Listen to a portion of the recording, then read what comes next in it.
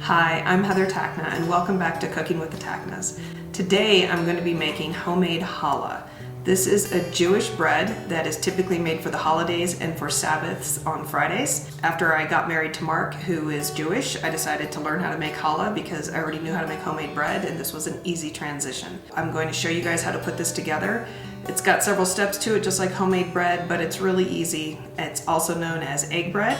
So let's get started. So the first thing you do is you're going to put a third cup of warm to hot water, 1 package of active dry rapid rise yeast, and a tablespoon of sugar into a cup. You're going to give that a little stir to make sure that all of the yeast gets wet. And then you're going to set that aside and let it proof for a few minutes. So I just sit it in the microwave because that's a nice warm spot to help it proof.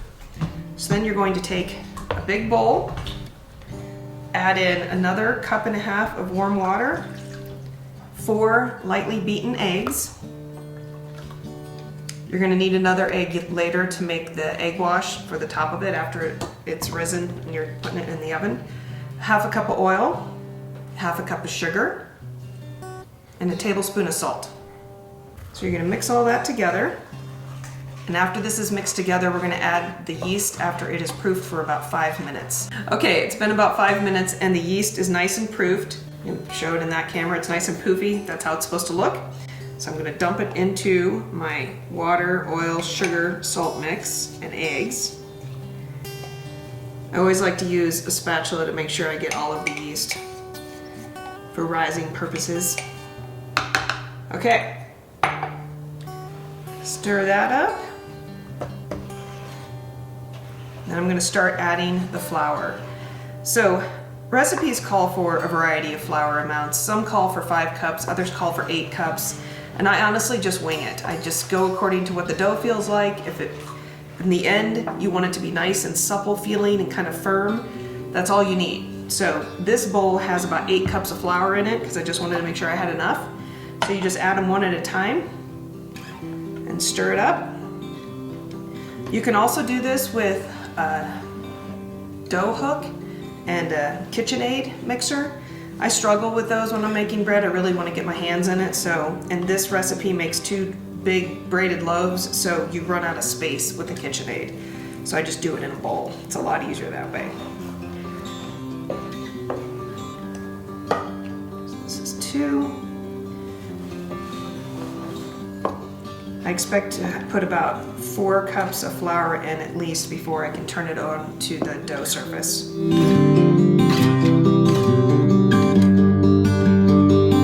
Yep, just like I expected, it's starting to get to the point where it's almost ready to turn out onto the dough cloth. You can also just use your countertop as long as it's cleaned off really well and sprinkled with flour. So here's 5.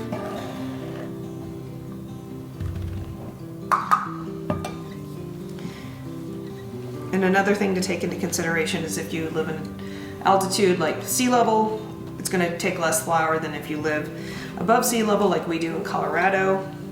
We're about 7,000 feet above sea level here where we live, so it takes a little bit more flour for things to rise properly. Okay, that looks really good. So it is ready to turn onto the dough cloth. Move that over here. My ring off or it'll get all gooey. And then just take a good amount of flour and sprinkle it all over this cloth or it's going to get really sticky.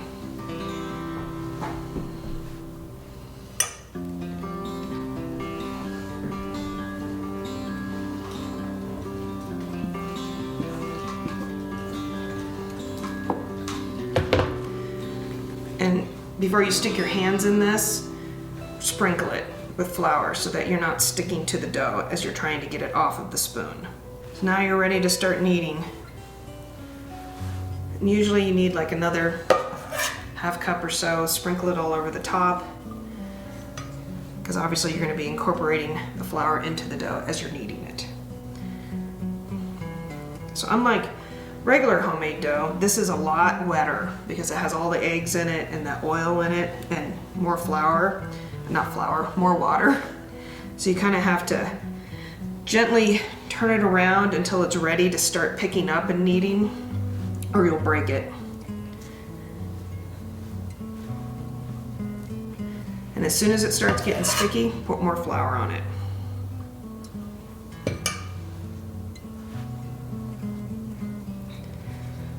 So I don't set a timer when I do bread kneading because it's really all about what it feels like.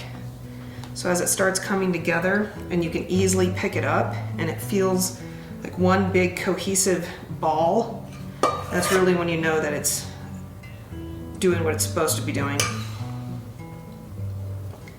This is feeling really nice.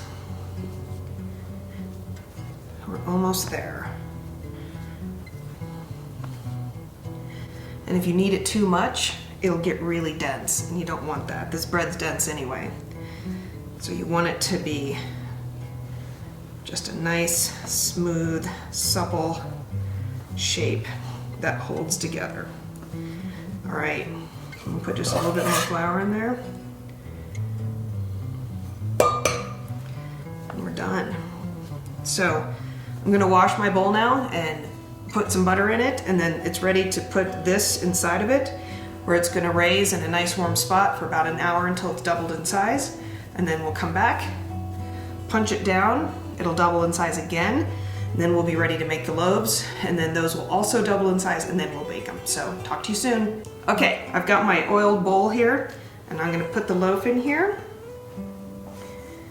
And then you cover it with plastic wrap or a wet towel because you want it to incubate.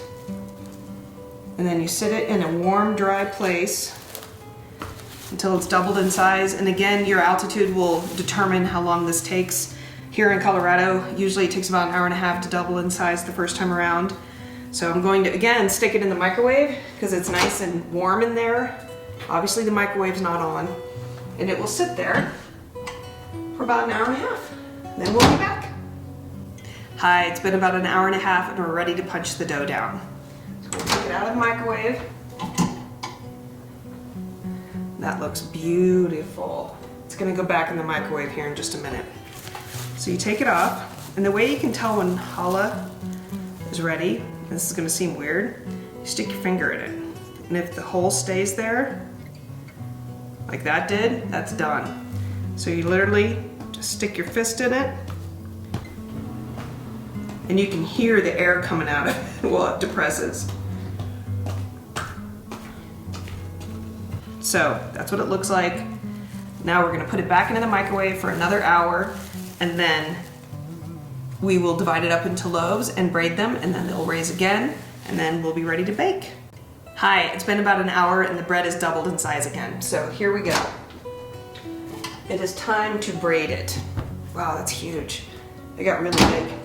So we're just gonna do a simple braid. So we're gonna divide it into 3 sections. So once you have them rolled out and you put them on the pan, you're going to take the 5th egg that's in the recipe and you whip it up, and you're gonna brush the loaves with egg wash.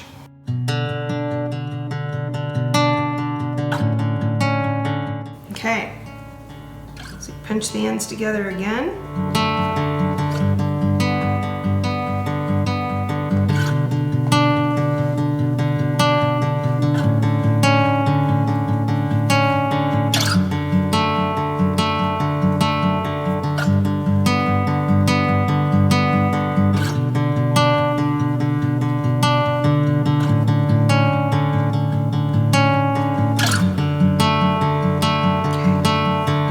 You want to make sure you have them a couple inches apart so as they raise, they don't touch. So now I'm going to get an egg and do the egg wash.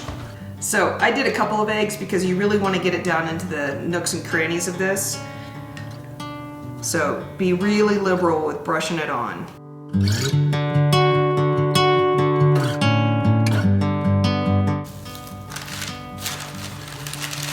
That's it. We're going to let it double in size now. So it'll take about another hour and then we'll bake it. Hi, it's been rising for about an hour. They've clearly doubled in size. I'm putting it into a 375-degree oven, and it will bake for about 30 to 35 minutes. What you want is an internal temperature of 180 degrees. So if you have any uncertainty that it's not done, you can stick a thermometer in it. So into the oven it goes, and we'll check it in about a half an hour. Hi, we're back. The bread is done. I'm joined now by my mother, who is the one who taught me how to make bread in the first place. So Hi. she's going to help us taste it. So as with when I was making homemade bread, the challah is not even because it's impossible to make 2 even sized loaves. But that's okay, it'll still taste delicious. So I'm going to take one of these loaves and put it here, and we're gonna do a taste test. But one thing I wanna tell you guys is this is the best French toast you could ever have in your entire life. So if you ever have the opportunity to make this, the French toast that comes from challah is to die for. So it's also just really good warm and with butter. It's good, not warm. It's just good. So let me get a spatula, and we're gonna scoop it over to here and cut it up and try it. That's beautiful. It is. It's so pretty. Okay, so I'm just gonna cut the end.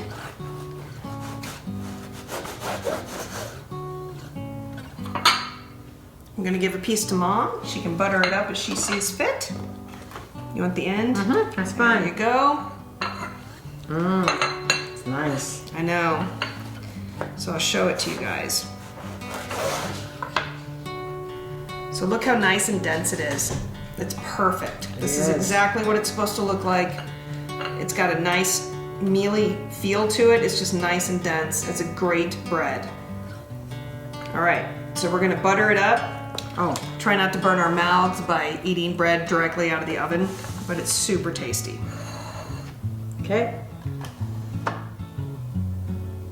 Can I take my bite first? Yep, you go right ahead. Very, very good. You can also add poppy seeds to the top of this before you bake it. You can add raisins to it if you'd like. That's really good. You can make it with honey instead of oil. There's all different ways of making this bread, and it all turns out delicious. So happy challah to all of you. Happy holiday. Thank you. That is very good. Are delicious. Remember to subscribe, like, and ring that bell for future notifications. Have a great night.